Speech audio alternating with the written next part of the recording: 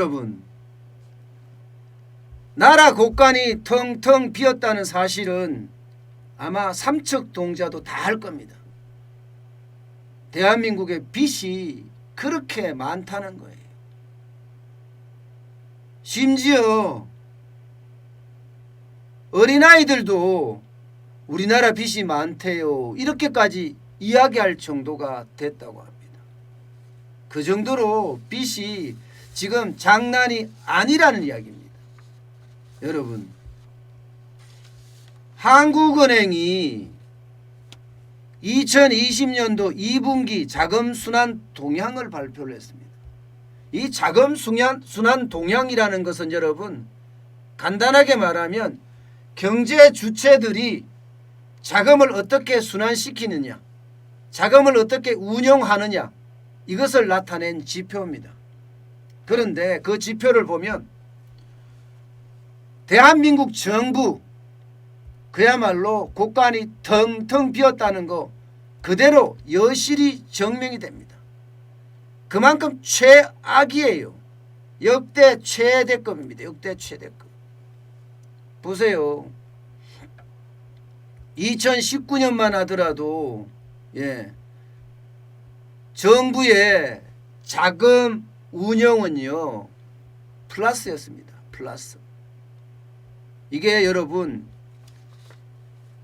순자금 운영이라는 게 일반적으로 이야기할 때는요, 예금, 보험, 주식, 채권, 펀드, 이 운영하는 거 있잖아요. 정부가 운영하는 거, 아니면 가게가 운영하는 거, 기업이 운영하는 거.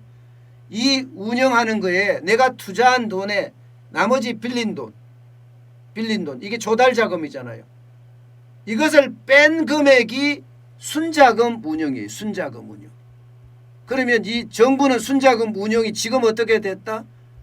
죄송합니다. 이런 표현 쓰겠습니다. 개판이다. 37조 9천억 원이나 지금 2분기에 빼다 썼다는 이야기예요. 예. 정부가 가진 돈보다가 없는 돈이 이렇게 많이 빼다 썼다는 이야기예요. 이 순자금 운영이 플러스가 되면요, 순자금 운영이 되는 거고, 마이너스가 되면 순자금 조달이 됩니다. 예. 정부는요, 순자금 운영이 2019년에는 운영이 됐습니다. 플러스가 됐으니까. 정부가 투자한 것 대비 정부가 조달한 자금을 따져보니까 플러스가 됐어요. 그런데 2020년에 들어와서는 마이너스라도 역대 최대입니다. 마이너스 37조 9천억 원이라는 것은요, 역대 최대입니다. 역대 최대. 나라 곳간이 완전히 거들났다. 이제는 빚잔치만 남았다, 이런 이야기예요. 빚잔치만 남았다. 1분기가 26조 5천억 원이었는데 그거보다가도 더 많이 늘었다. 통계 작성 이래 최대치다. 순자금 조달 규모가 그야말로 난리가 아니다. 이렇게 이야기할 수 있는 겁니다. 나라 곳간은 완전히 거들났다는 이야기예요. 나라 곳간. 그러면 기왕 본 거 말입니다. 경제 주체가 정부가 있고 기업이 있고 가게가 있잖아요. 그 다음에는 이제 기업을 한번 볼까요? 기업은 어떤지. 기업도 상황이 좋지 않아요. 자금 조달을 계속 해대고 있습니다. 계속 해대고. 여기는 작년부터 계속 자금 조달을 해대요. 왜? 문재인 정부의 경제정책 실패 때문에 그런 거죠. 문재인 정부의 경제정책 실패 때문에.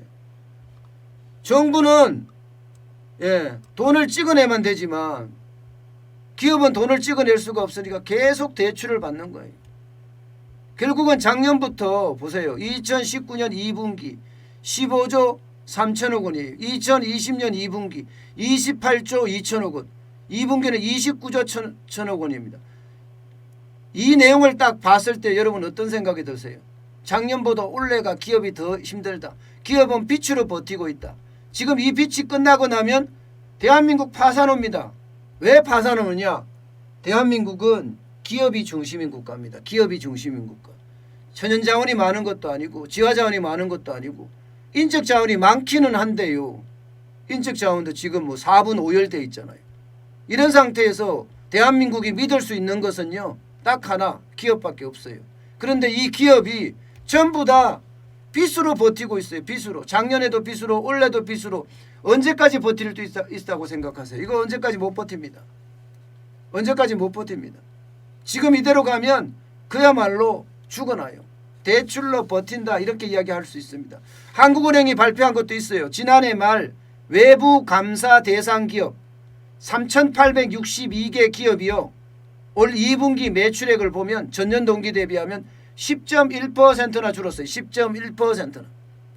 매출이 이만큼 준다는 것은 기업이 어려워지고 있다는 이야기잖아요. 기업이 이만큼 어려워지고 있다는 이야기는요.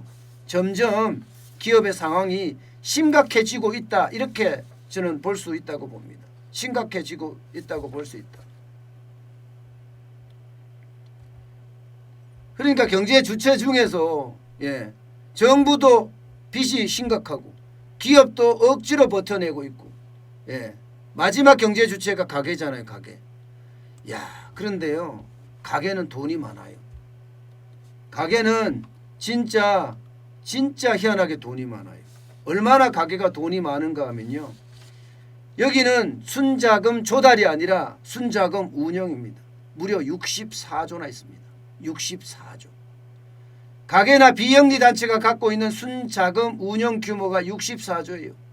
엄청나죠.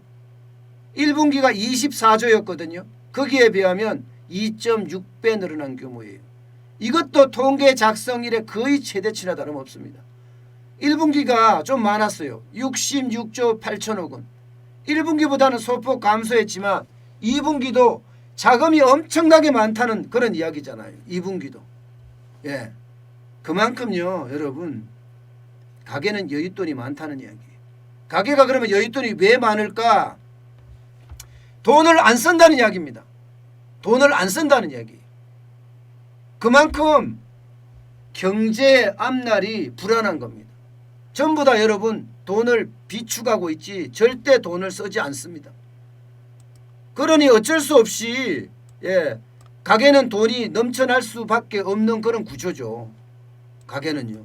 실제 돈이 넘쳐나죠. 게다가 빌린 돈도 많이 빌리는 상태잖아요. 그래서 그걸 갖고 비투나 영끌을 한다고 그러잖아요. 빚내수 투자하고 영혼까지 끌어모아서 아파트를 사고 이런다고 하잖아요. 그나마 가계가 조금 좋아지기는 하는데 문제는 여러분 전체 가계의 부채가 너무 많다는 겁니다. 전체 가계의 부채가. 이게 우리 경제에 시한폭탄이 될 수가 있다는 거죠.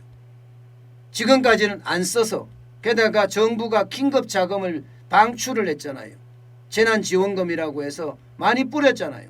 14조 3천억을 뿌렸습니다. 그중에 남아있는 돈 실제로 가계로 뿌려진 돈이 얼마라고요? 12조 2천억 원 정도 됩니다. 그중에 쓴 돈은 3, 4조밖에 쓰지 않았다고 이야기해요. 3, 4조. 3, 4조밖에 쓰지 않았으면 어떻게 됐을까요? 나머지는요. 저축하고 있는 겁니다. 가계가. 아마 2차 재난지원금을 줘도 비슷한 결과를 저는 초래할 거라고 예상을 하고 있습니다. 비슷한 결과를. 어쨌든 여러분 지금 경제 주체들이 그렇게 사정이 다 좋은 건 아닙니다. 가계도 사실상 나쁘고요. 정부는 지금 텅텅 비었다. 역대 최대의 빚잔치를 한다고 이렇게 이야기할 정도니까요. 어쨌든 지금 정신 바짝 차리지 않으면요. 호랑이에게 물려갈 수 있다는 것 여러분도 기억하셔야 될 것 같습니다.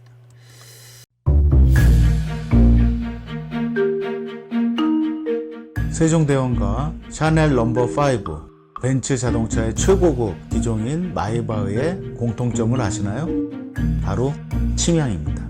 침향이란 동남아시아에서 자생하는 침향나무가 상처를 입었을 때 스스로를 보호하기 위해서 분비시키는 침향나무의 진액입니다. 진침향은 태국산 침향과 러시아산 녹용, 그리고 국산 홍삼, 백봉령, 산수유, 당귀, 숙지향, 꿀로 이루어진 침향환으로 만성 피로나 또 스트레스, 기력이 저하된 직장인분들, 또 수험생들, 연세 드신 어르신분들이 드시면 좋은 환입니다. 진침향 여러분들께 자신있게 권해드립니다.